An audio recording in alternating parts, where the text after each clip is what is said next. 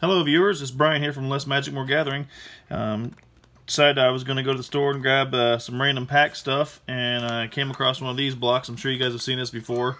It's cube. It got miscellaneous pack in here, a couple packs, and some pre-built possible decks.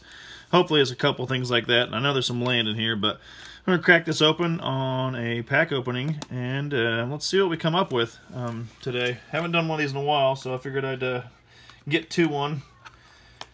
We've been doing a lot of other videos. We had a deck tech video, a random draw deck video, and then we'll have another brainstorming video coming up. But might as well do something different for a change, since we haven't done very many of these in a while. I imagine that's all lands. I'm not even going to probably open that. I might crack it just to make sure. But so the two random packs we got out of this were Born of the Gods and Eldritch Moon, and more than likely two land packs. Oh well, you can always use more land, right? Let's open those first, just to make sure. If you've already bought one of these at a local department store, you know whether or not this is a land pack or just, or if there's anything else in it. But I will sort through it and throw that in my land piles if it's all land. And it looks that way. No big deal. And I got some marker cards at the back end of this, apparently. Don't know why they put all those in there. I guess it was necessary. Eldritch Moon land cards, maybe some shadows. Nope, all Eldritch Moon ones. Alright, well, just as I figured. Open this one. This one's probably got the Shadows over Innistrad marker cards in it, along with a butt ton of lands.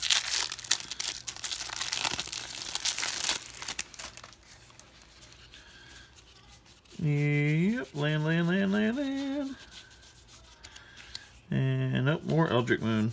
Okay, apparently it's the same thing. Well, got plenty of stuff if I need it. Let's go ahead and open the packs first. We'll open this pack. Eldritch Moon first.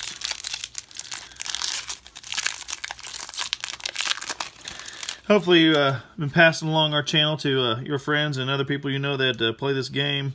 We're trying to get a lot of subscribers out there. We got giveaways and amongst other things.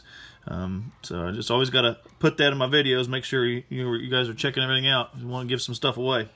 Alright, straight to the back. So we got Ruthless Disposal, uncommon. Blood Mist, excellent card.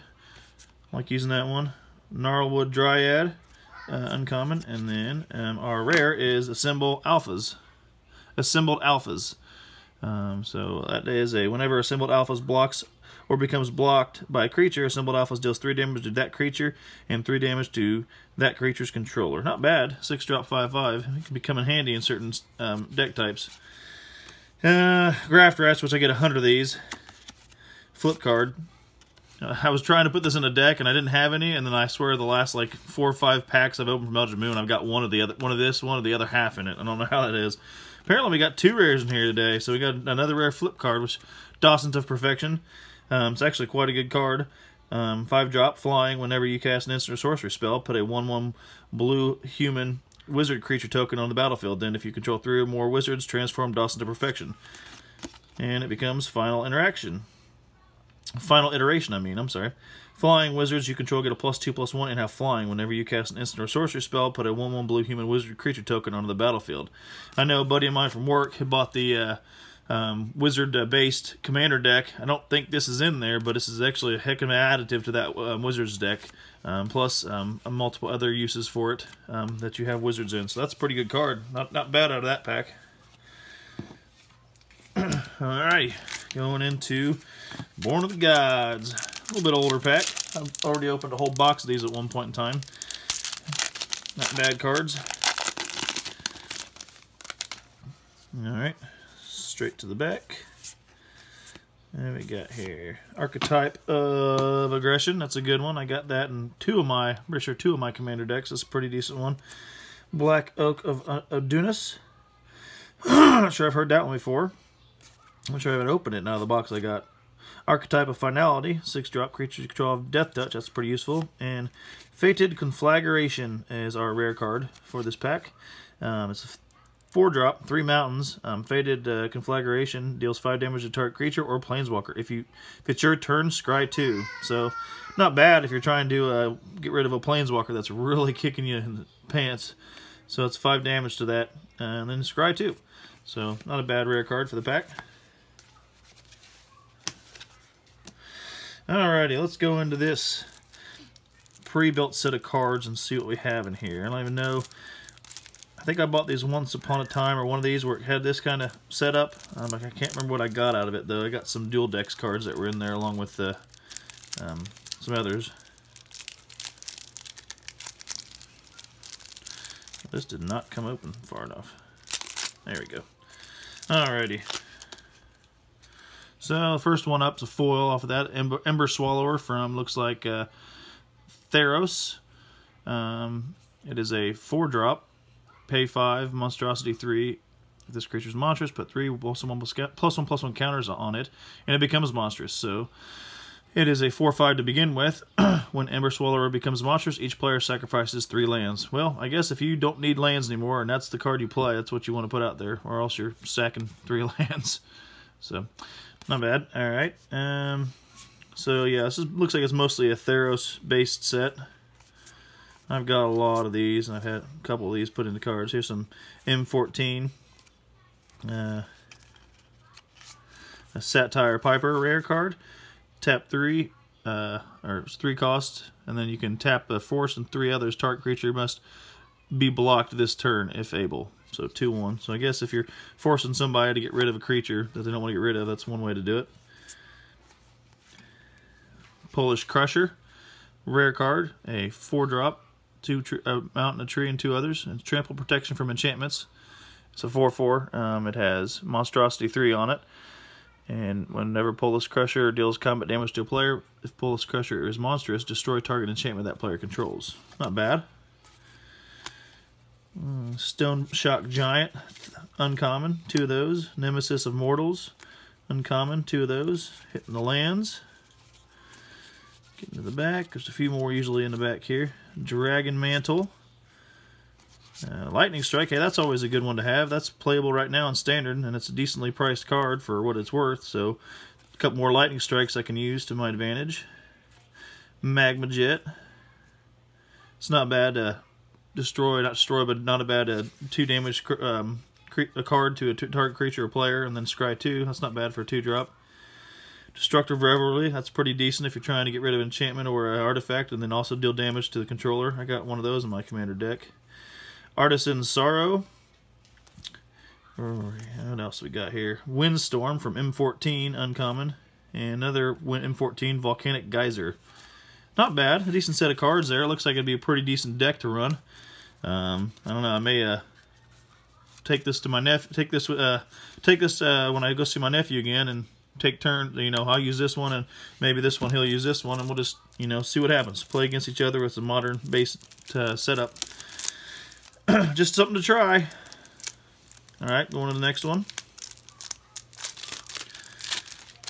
Alright, up top we got a Champion of the Parish, 1-drop. Whenever another human enters the battlefield under your control, put a +1/+1 counter on Champion of the Parish.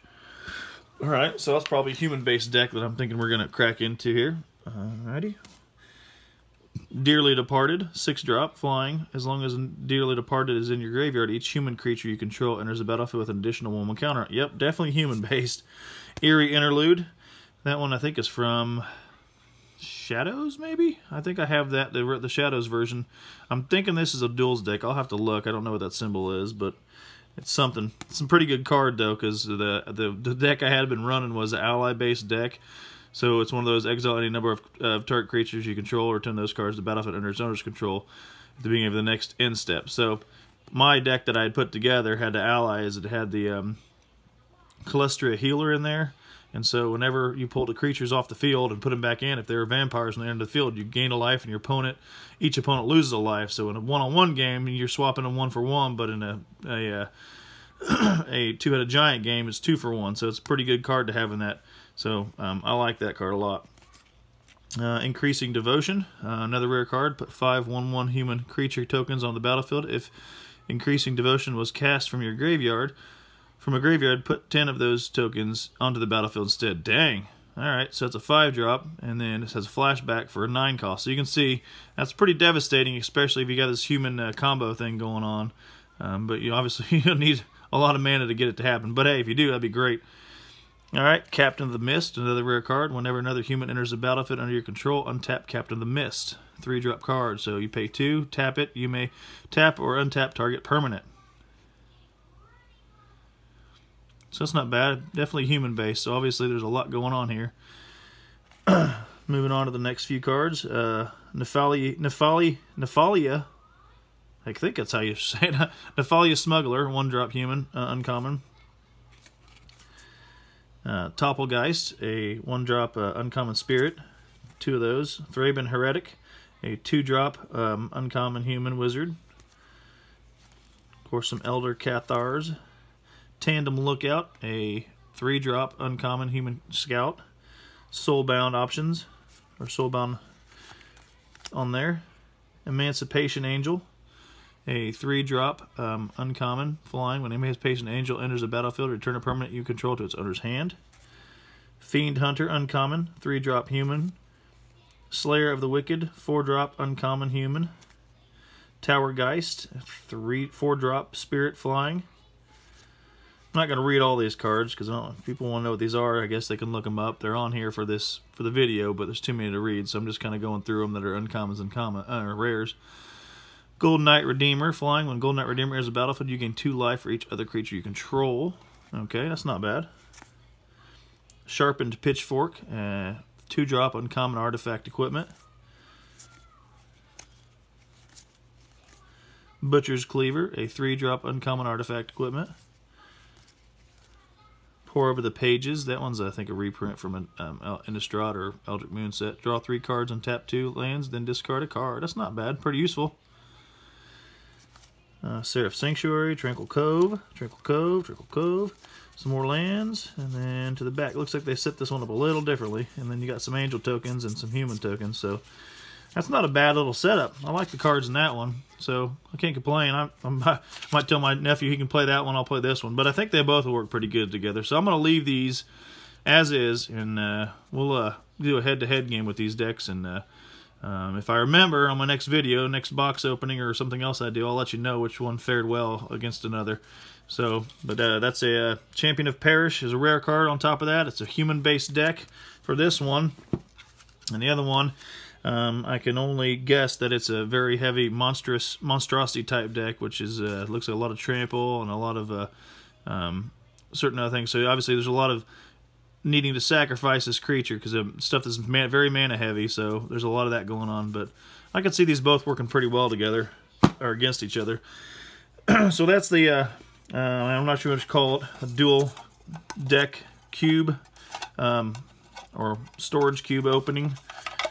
This one, also forgot to show you that, it had a foil Blurstling Hydra. If you've seen some of my other videos, I've opened some of those triple packs that have one of these in the front of all those. So I've got like a dozen of these cards.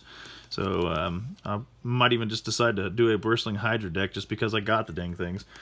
But so there's that box or pack opening. I've got another one set up for maybe tomorrow, and I'll post it.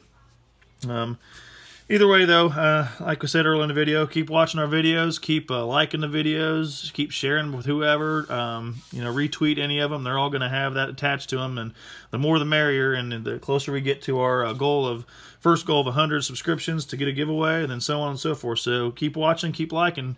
We appreciate the support. Deuces.